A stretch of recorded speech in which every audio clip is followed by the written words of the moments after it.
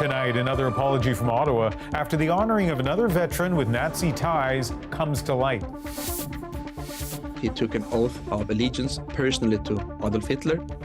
Regret from Rideau Hall as the Prime Minister considers releasing a secret list of former Nazis in Canada. A historic win in Manitoba. I think it provides so much hope for the future for our province and for our young Indigenous people. I speak with Wab Kinew, the next Premier, about the challenges ahead. What do you hope your win last night represents? And Parisian panic, from the metro to cinemas to people's homes. Is Paris in the grips of a bedbug boom?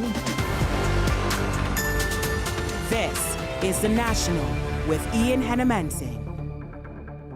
More than a week after that standing ovation in Parliament for Jaroslav Hunka led to the resignation of the Speaker, tonight there is another apology for another veteran with Nazi ties who also received a Canadian honour. Rideau Hall says it regrets awarding the Order of Canada in 1987 to Peter Savarin, a veteran of the same Waffen SS division as Hunka. As Ashley Burke shows us, it comes as the Prime Minister considers releasing the names of alleged former Nazis who came to Canada. The fallout from a political blunder continues. There are top public servants who are looking very carefully into the issue. The Prime Minister looking into declassifying decades-old government records on former Nazis living in Canada after this. Parliament giving a standing ovation to a 98-year-old veteran in front of Ukraine's president. It later came to light Jaroslav Hunka served on the side of Nazi Germany. Now the focus has shifted to Rideau Hall and an honor bestowed on another Ukrainian Canadian, Peter Savarin, who a historian says served in the same unit as Hunka. As a young man, he volunteered to join the 14th Waffen SS Division Halicina or Galicia in 1944 as an 18-year-old man. And as such, he took an oath of allegiance personally to Adolf Hitler. Savarin went on to serve as the Chancellor of the University of Alberta. Distinguished University Chancellor from Alberta. Thank you, Mr. Prime Minister, Madam Chairman. He was also a past president of the Ukrainian World Congress and an executive with the Progressive Conservative Party of Alberta. In 1987, he was awarded the Order of Canada. So I'll say a few words to everybody. As the Governor General attended events, Rideau Hall acknowledged its deep regret and said, "We express our sincere apology to Canadians for any distress or pain his appointment may have caused." And I'm glad it's happening now. But I wrote about this a dozen of years ago. And when I did, there was very little interest, zero interest in this, in fact. Some among the opposition say the government needs to go further and release classified records about who came to Canada post-war after fighting in Nazi units. It's time that we looked at that past very seriously. And it's unfortunate that it took the government allowing an incident like a Nazi to be recognized in the House to actually get here. Ashley, given that Savarin died in 2017, what does that mean for his Order of Canada? Well, Ian, Rideau Hall says his appointment to the Order of Canada was terminated when he died. Now it's examining two other awards he was given, a Golden Jubilee Medal in 2002 and a Diamond Jubilee Medal in 2012.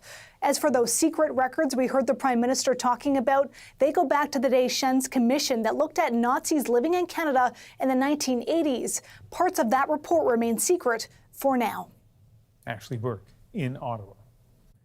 And the Prime Minister is among those congratulating Manitoba's next Premier after that historic win last night. Wab Kinew is preparing to become the first First Nations Premier of a Canadian province. Cameron McIntosh now with the expectations and the inspiration. Walking into Manitoba's top job, Premier-designate Wab Kinew concedes. As the soon-to-be first provincial First Nations Premier, he may face extraordinary expectations. I didn't run on being the first First Nations Premier. I put my name on the ballot to try and be the best Premier. At noon, the very first day outside the Manitoba legislature, one of those expectations on full display. Demonstrators insisting on fast action on a search of a landfill for the remains of two murdered First Nations women. Today, we have the first Anishinaabe Premier of Manitoba. Kinew supports the search. The outgoing government rejected it and even campaigned against it. With Kinew's election, Ottawa is offering to help fund research on how to do it. Through the campaign, Kinew did not present himself as a symbol of reconciliation, focusing instead on healthcare and affordability. And if along the way they elected an Indigenous premier, then I would say that that's another testament to our country moving forward. Kinew built his profile as a rapper, then TV host and journalist. Community activism led him to politics. In 2017, he became Manitoba NDP leader. His ascension to premier comes after past struggles, including addiction and criminal charges. He's built a self-narrative on second chances. My life became immeasurably better when I stopped making excuses and I started looking for a reason. Put it all together, he got elected. I think it provides so much hope for the future for our province and for our young Indigenous people. What it shows is that Manitoba has a lot to teach the rest of the country, I think, on the issue of reconciliation. Now preparing to assume power. There's a lot to live up to here in Manitoba, and I hope to be able to serve in a good way. So, Cam, expectations are so high. What are Wab Kinew's biggest challenges? Well, Ian, really just pick any one. Healthcare, the economy, crime, justice, they're all front of mind issues here. Wab Kinew is walking through a big door, but he's not going alone. Several of his MLAs are Indigenous or First Nations. Many of them will be in cabinet. So it's really hard not to imagine that the attitude and the priorities of the Manitoba government when it comes to issues of equality and reconciliation won't be changing drastically. Ian? Cam McIntosh, just outside the legislature in Winnipeg. And Wab Kinew will join us in just a few minutes. We'll talk about how he intends to achieve his goals. That's coming up on The Breakdown.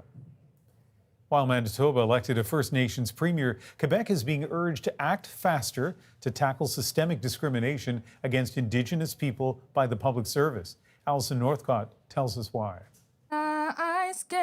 Nearly 5 years after demands for change came from a commission looking into the mistreatment of Indigenous people in Quebec, the province's ombudsman says that change is taking too long. The big missing part is a global strategy, systematic strategy. The Vaughan Commission was a response to allegations Quebec provincial police officers abused Indigenous women in Val d'Or. The final report found First Nations people and Inuit face widespread systemic discrimination across many public services. Of its 142 calls to action, the Ombudsman says the government has only implemented or made progress on a third. Many of the actions taken by this government are, more or less improvised in a way, and are really in response to situations that, seem to pop up every now and then when it comes to Indigenous people. The report says the province's response has been fragmented, insufficiently resourced, and lacking a sense of urgency, particularly around youth protection and housing. At least we're moving forward, says Tanya Sirois with Quebec's Association of Native Friendship Centres, but she wants more changes. The province acknowledges there's still work to do. We start from zero. So we're putting in action many measures from the Vaughan Commission. Believe me, it's not over. Believe me, it's not perfect. I received this report with a lot of humility. At this vigil for missing and murdered Indigenous women and girls, some say those measures aren't enough. It's how people are treated when they go to the hospital. It's how they're treated when they go to any service that they need, the justice system, youth protection particularly. She says the province needs to acknowledge systemic racism exists in Quebec, which the government has refused to do. Alison Northcott, CBC News, Montreal. Thousands attended a regimental funeral for Rick O'Brien, the RCMP constable who was killed in Coquitlam, British Columbia last month. The casket wound its way through Langley, BC, accompanied by a procession of police and other first responders who came from across Canada to pay their respects, to bid him farewell, and to remember him. It was too early, and it was senseless. I wish I could have done more to help. We're also very proud of you. We love you, and you will be missed. O'Brien was shot along with 2 other officers who were wounded while trying to execute a search warrant. He's survived by a wife and 6 children.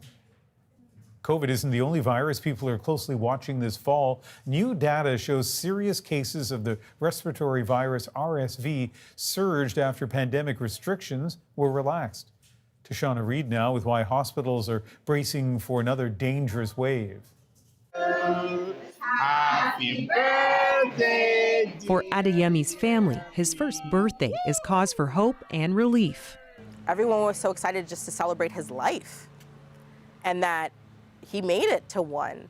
Last December, Adeyemi was here, only 10 weeks old, battling the respiratory virus RSV in an Ottawa ICU. For his mother, it's still hard to talk about. The day that he was intubated, a few hours after, he coded, and so they had to resuscitate him. Adeyemi, who also had a heart condition at birth, is one of thousands of babies affected by RSV every year. And new research shows how severe the virus's impact has become.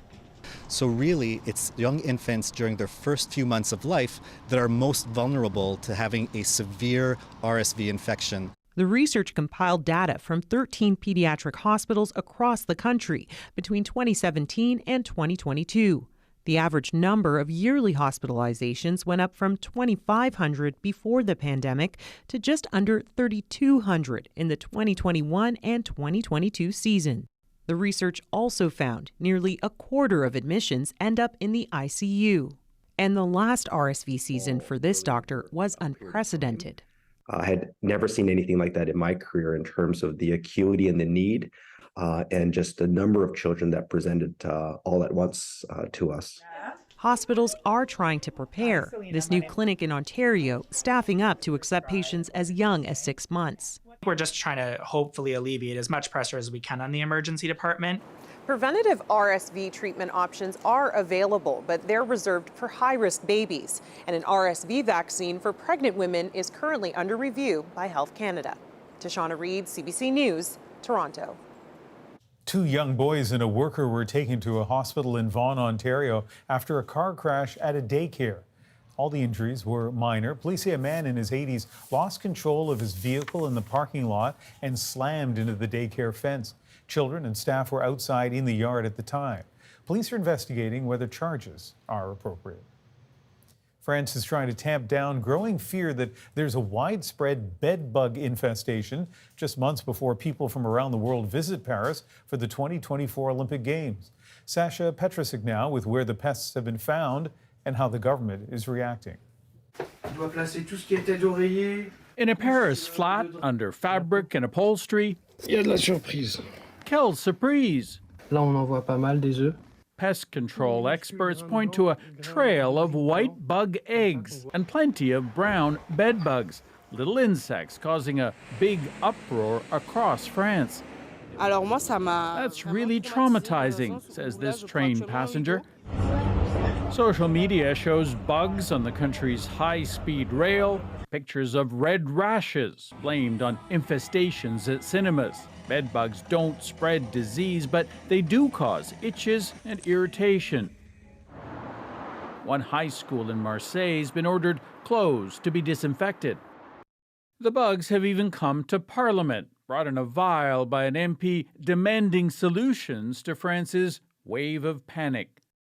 The government is holding emergency meetings as it tries to calm fears before next year's Paris Olympics. So far, inspections and even sniffer dogs at railway stations have found 0 confirmed cases. No upsurge of bedbugs in our transport systems, says Minister Clément Beaune. That hasn't stopped Parisians from flocking to stores selling insecticide. Though store owner Sacha Krief says there have always been bedbugs in his city with seasonal surges. The only difference now? Social media is spreading the panic, he says. Experts tend to agree, saying this is likely just the end of a lull in bedbugs experienced during the pandemic. But for Parisians, it feels like a whole new contagion. Sasha Petrusik, CBC News, Toronto. Pope Francis is pushing world leaders to do more to tackle climate change. Susan Ormiston now with the Pontiff's urgent message about the planet and its future. With the global gathering of Catholic bishops as a backdrop, Pope Francis warned the world is approaching the point of no return on climate. Amen. Published in a booklet, the Pontiff's most forceful intervention yet in the climate crisis. Our responses have not been adequate, he wrote, while the world is collapsing and may be near the breaking point. He urged decisive acceleration to renewable energies and away from oil and gas, suggesting that interim solutions like carbon capture risk pasting and papering over cracks. He called out rich countries on their failure of conscience and responsibility. What I see coming from Pope Francis is heartbreak. He seems to just be sad that too little action has happened. The Pope, who chose the name Francis, the patron of ecology, urged leaders headed to COP28, the climate conference in Dubai next month, to do much more. He finally said everything that needs to be said about the urgency of the climate crisis, the injustice of the impacts, and the fact that the structures of power and wealth in this world are the ones standing in the way of meaningful action.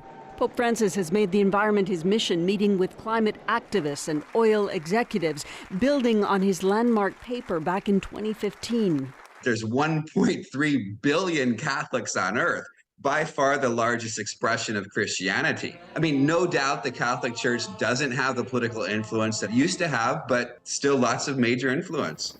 Especially this year, climate scientists say the Pope's voice carries moral suasion. I think the Pope feels, as I do, that this is it.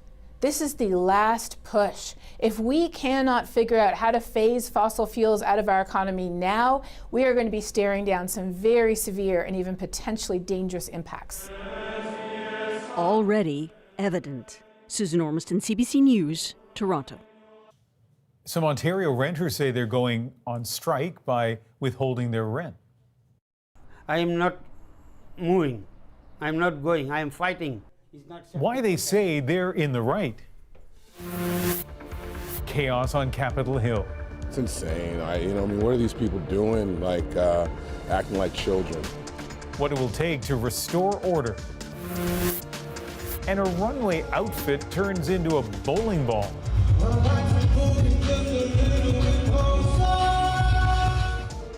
We're back in 2.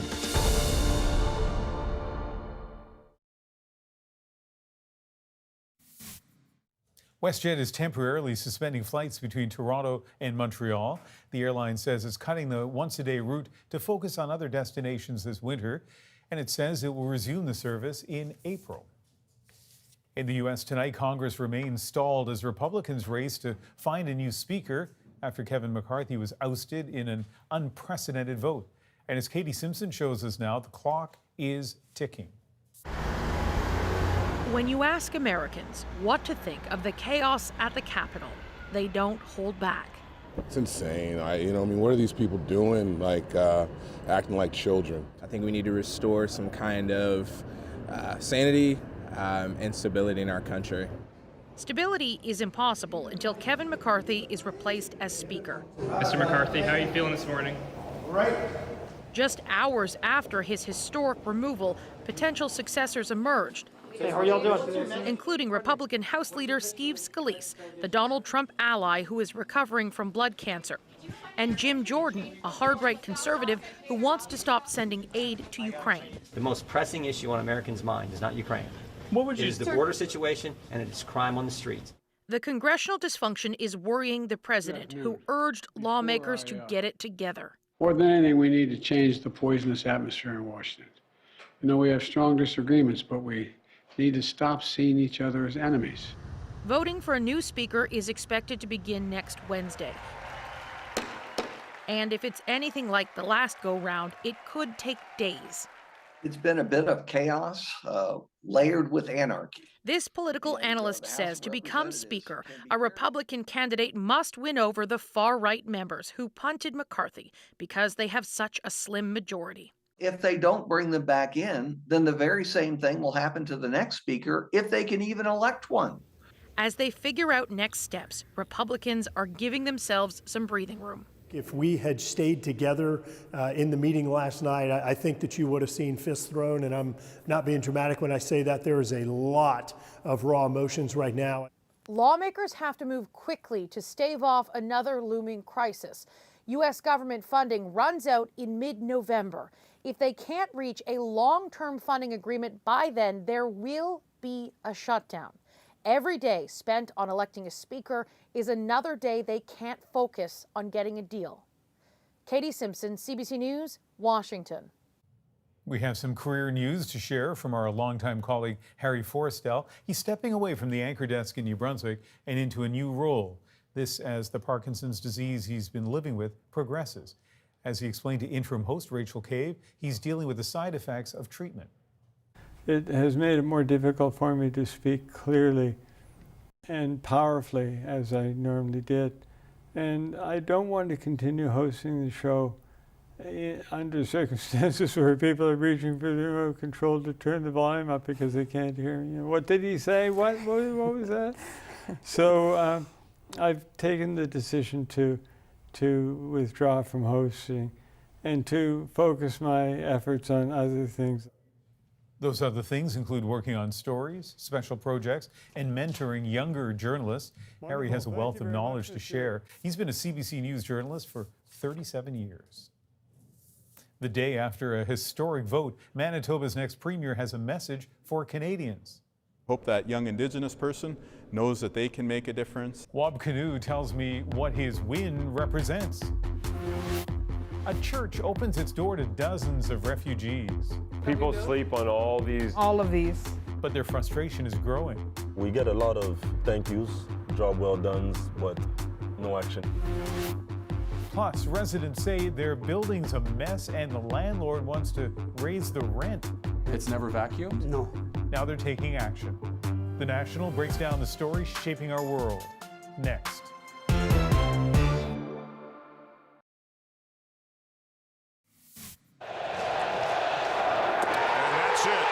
Strikes out for show. Another disappointing end for the Toronto Blue Jays. They lost 2-0 to the Minnesota Twins tonight, knocking them out of the MLB playoffs. This is the second straight year they've been swept in the wild card round.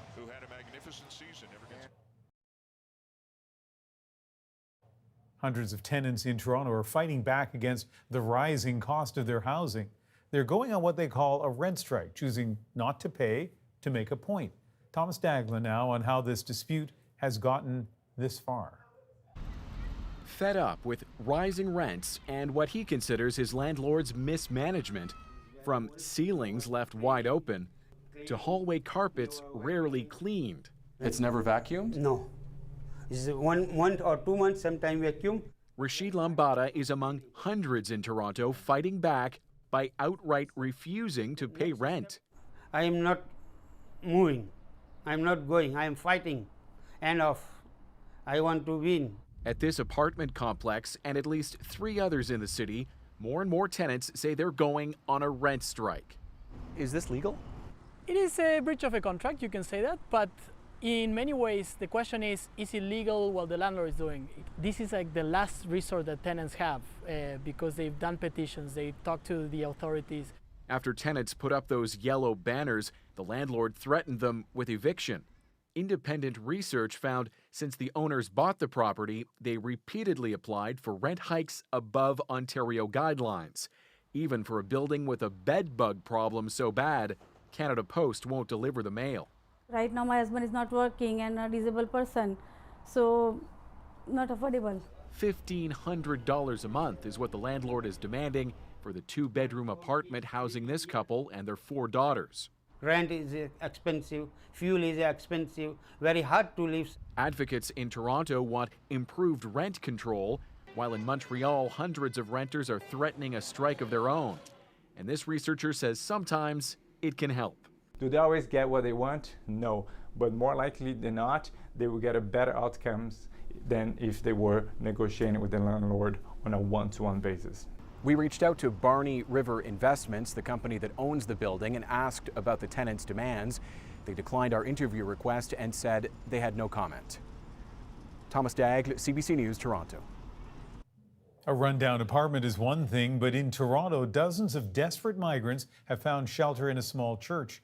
We'll show you the congregation's tireless labor of love and charity. But first, Manitoba has voted for change. Now you'll get to know the man who's promised to deliver. This is The Breakdown. Big plans from a Manitoba leader who just made history. Look at what we have done here tonight. Wab Kinew, set to be the first provincial premier from a First Nation. You know I'm no angel. The former rapper framed his long-ago arrest record as proof that anyone can find redemption. I was given a second chance. As a broadcaster, he told the story of his father's abuse at residential school. And Wab Kinew joins us now from Winnipeg. Wab, you were a colleague here at the CBC, but once you're sworn in, your title will be Wab Kinew, Premier of Manitoba, so no first names here. And I'm just curious, on the day after the election, how does that title sound? Well, it sounds like I deserve to be very, very humble because the people of Manitoba have invested our team with this awesome responsibility to form their next government, and really all you can do is feel a great deal of humility and commit to working very hard to repay that debt of gratitude. In your acceptance speech last night, I think the very first issue you talked about was improving the healthcare system in Manitoba. That is something, as you know, every province is grappling with, and whatever you do, at some point more money will be needed. Do you have a sense of how much more and where it's going to come from? Well, we've committed to an additional $125 million annually in terms of healthcare staffing in the province. But I also want to make clear that one of the ideas that we talked about in this campaign and that Manitobans, I think, really identified with, particularly those who work in healthcare, is that just adding more money to the same approach is not going to give us the results that we want. We also need a new culture in healthcare. And here I think this is going to help with retention of the staff that we have. If we have a better healthcare and culture that simplifies the bureaucracy and reinvests both resources and decision-making at the front lines. You are a relatively young man, 41, but you've done a lot so far in your life. And I wonder, for people who are watching, particularly outside of Manitoba, give us the thumbnail description, a brief description of who you are. Well, I was born in Kenora in northwestern Ontario, and my parents took me home to a nearby First Nation called the Ojibways of Enigaming First Nation. We stayed there for a few years, and then I did all my schooling in the city of Winnipeg. Over the years, I've been able to call people at the CBC and other media outlets colleagues. I've done the same at the University of Winnipeg. I worked in the States for a bit in the publishing industry. But really, the profession that I'm pursuing now, which is serving the people of Manitoba at the provincial level, has been the great honor of my life, and I cannot thank the people of Manitoba enough for this opportunity. Your late father was Indigenous. Your mother, who we saw last night celebrating her birthday alongside you, is not Indigenous. But you know, I don't have to tell you, among Indigenous people today and last night, in and outside of Manitoba, there are some high hopes, but also some high expectations. So when it comes to reconciliation, what changes in Manitoba now? Well, I hope that young Manitobans from all walks of life understand that the democracy that we have in this province is strong. It's stronger because we know that people from any background, people from any region can participate and serve the public. And I think that that's a strong message that our democracy is moving forward. And because we know that talent is distributed evenly across our entire society, if we can ensure that people from all corners of that society can participate equally, I think that means we're getting an ever-improving standard of contributions in our provincial system. And so I'd hope that young Indigenous person knows that they can make a difference, and that if they show up to vote and participate and serve the public, they're going to be able to move forward. And I'd hope that the non-Indigenous young person feels the same way and also feels like they're part of something exciting that's happening as we bring people together to build the future of Manitoba. Your message to young people goes deeper than that, though, of course. As a young man, you faced criminal charges. And last night, in your speech, you talked about the importance of second chances. And I want to play a brief clip from that speech. My life became immeasurably better when I stopped making excuses and I started looking for a reason. So what exact message are you hoping to send a young person who's had a troubled past, who's in Manitoba, about kind of taking responsibility themselves for turning things around? Well, when I was young, I made mistakes, and then I smartened up. And last night, after the election was called, I knew that I would have the opportunity to speak to many people in our province and really across Canada and possibly beyond that. And I wanted to use some part of that time to just encourage young people that if you want to live a positive life, if you want to do good things for yourself, for your community, for this country that we love, then you can do so. It starts with you, but my view of government is that a government should be there to support people and help them once they've taken that first step towards making their life better and towards making a positive contribution. And so really, I do view leadership as having a responsibility to address policy issues for sure, but also to send a message to the general population about the province and society that we want to live in. And so the comments that you played there were part of that approach that I would like to bring forward, which is to just use some of the opportunity that I have before me to hopefully share some words that may help a young person out there, that they may be able to use in their lives to make things a bit better. As a former TV reporter, you'll understand we're tight for time, but I do want to put at least one more question to you. The federal government has announced $750,000 is going to be set aside for assessing the feasibility of searching that Winnipeg area landfill for the remains of 2 First Nations women. From your perspective as the incoming premier, are you personally committed to making sure that search takes place? I am, and I would like to work with the other levels of government, both the federal and municipal governments in this part of the province to ensure that it happens. But first and foremost, I want to work with the families. This is about dignity and this is about respect for the family members of victims who were the victims of one of the worst crimes that's ever happened in Manitoba's history. And so we need to show them respect, and making a good faith effort on this search is one way that we can do that, and it's a very important way at that. I hope I can ask you to answer this question in 30 seconds. What do you hope your win last night represents? You know, I think the people of Manitoba came out to vote for health care. They came out to vote for affordability. But underlying both of those messages was Manitobans rejecting the message of division that was on offer from our opponents and embracing a message of unity. We've been divided so much these last 3 years. I think Manitobans, as with many Canadians, were hungry for a message of bringing people together once again. Wab Kinew, congratulations on the win, and a real pleasure speaking with you. Thank you so much, Ian. Coming up, a refugee crisis spills out onto the streets. Hoping that they will take me because I have no other place to go.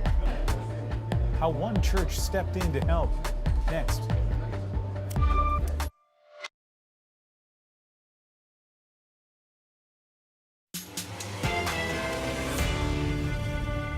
A tiny church steps up on a mission of mercy. Just choose the one you would like. Giving desperate migrants food and a bed. I have no other place to go. The congregation pays for it all. So we get a lot of thank yous, job well done, but no action after that. Even as they help Canada live up to its caring image. So far this year, more than 14,000 people seeking asylum have come to Canada. The government has spent millions to help them, but does that money get to where it's needed? Nick Purdon breaks down on how the churches like this are filling a major gap. Hello. Hello. Hey guys, I need your help just to do a quick cleanup because this is a bedroom for everyone tonight. When we as individuals say to someone, go back to your country, go back to what? Go back to a place where somebody will take your life? The church has become a safe haven, a refugee camp that we never expected to be. Throughout history, Canada has developed a reputation for helping refugees. People all over the world who don't feel safe try to come here. But in the past few months, hundreds of refugees with no place left to go were left to sleep on our streets. Is Canada still a welcoming place for refugees? So this is our dining room by day, but bedroom at night. So every spot here is taken up. So people sleep on all these? All of these. Nadine Miller is a director with Pilgrim Feast Tabernacles Church. This is spicy. Yeah, that one's spicy. Okay. They're using this restaurant, run by the church, to help almost 200 refugees. It's a shelter now, and it shouldn't have to be. I need to get some kiwis out in a silver bowl. Coming. As Nadine helps prepare lunch, another refugee arrives looking for a place to sleep. Give us 1 second, please. The man in the white hoodie is Augustin. He was brought here by a Torontonian who found him sleeping on the street. Nadine doesn't have a bed for him, but she doesn't want to turn him away. We're full right now. Like, you're standing on somebody's bed. This is what I'd say.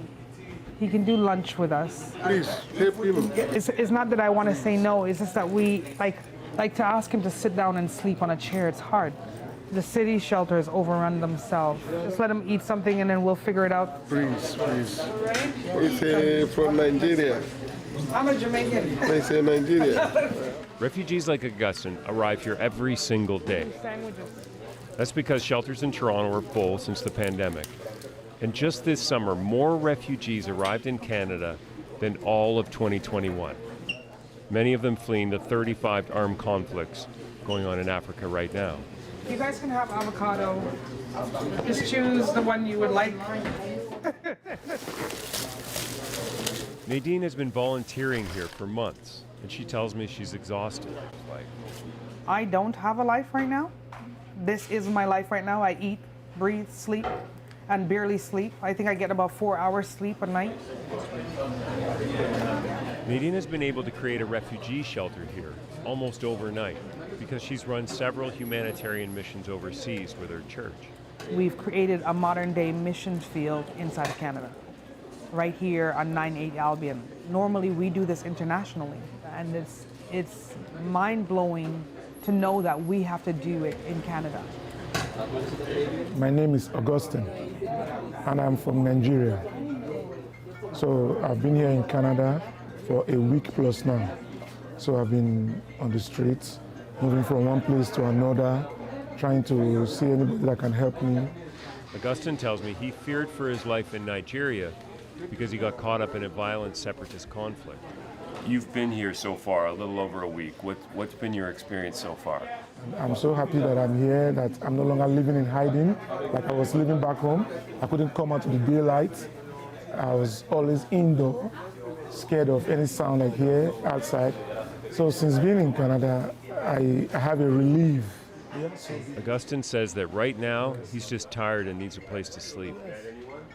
Okay, so you're going to stay here and see what happens. And see what happens, yes. I'm hoping that they will take me because I have no other place to go. Nadine still isn't sure if she can get Augustine a place to sleep for tonight, but she's already thinking ahead.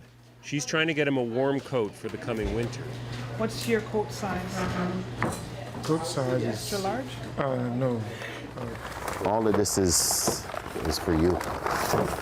What I found out is Nadine is not alone. With hundreds of refugees having arrived in Toronto in the last few months, there are other people filling in the gaps. Ryan Agard is a Toronto firefighter. He organizes weekly food drives for the refugees, and today he's delivering to the Miracle Arena Church. As a human being, this is how we should be treating each other and helping each other out. We're here together, so to assist others and, you know, just to set the example of how we do things as Canadians. Isaac Opong is the pastor at this church, and he shows me what they're doing to house the 47 refugees who now live here.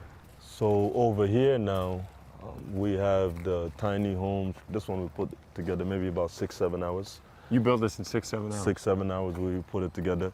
Ourselves, our newcomer family, the refugees that were helping us, they were happy to do something like this because it's exciting for them. Everything that's been done here for the refugees has been paid for by the congregation. $55,000 so far. This is, we just built a little porch. We're gonna do a little railing just so they can have a sitting out area. Right. Isaac says he's asked for help from government, but he's only received promises. So we get a lot of thank yous, job well done, but no action after that. So everybody comes by and then they applaud us and it stops there. So we're not doing this for applause, we're not doing this for thank yous, we're doing this for results. Isaac tells me that more tiny homes are on their way, but he doesn't know how long his church can continue to help. Okay. Nadine still hasn't been able to find a place for Augustine to stay. I need somebody to help me. This place is full, and she wants me to see what that looks like. So we're just going to go down and see what our church space has turned into. Basically a shelter bedroom. Wow. Down here where the men sleep, there's no room for another bed. And I understand how precarious this situation really is, and the extent of the help Nadine is providing. When you come down here and you look around, what do you think about? That this could be somebody's father, mother, my own. That they shouldn't really be here. That's what I think about. How do I get them home? How do I get them to turn their own key? If you hadn't done this, turned your church into a shelter, where do you think these men would be? It actually makes me sad to think that they would be out on the streets still, because there's no one to pick them up.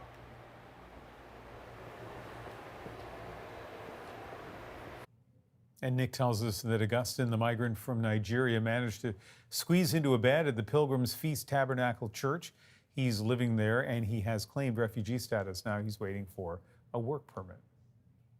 And here's a look at another story we're working on. David Common went to Ghana to break down how Western countries like Canada keep luring away much needed nurses. I've seen quite a number of my nurses leave on monthly basis, and it's quite devastating. Dr. Kennedy Bryson doesn't blame his registered nurses for seeking opportunity abroad, but he is critical of countries that take those nurses and do nothing for Ghana. So Canada is benefiting tremendously. The United States is benefiting. UK is benefiting. But those of us who are doing the training are not benefiting. Coming up next, this fuzzy fashion statement was the belle of the ball at Paris Fashion Week. Model dressed as giant furball gets lost on runway at Christian Cohen. How the walking pom-pom nearly collided with a pop star in our moment.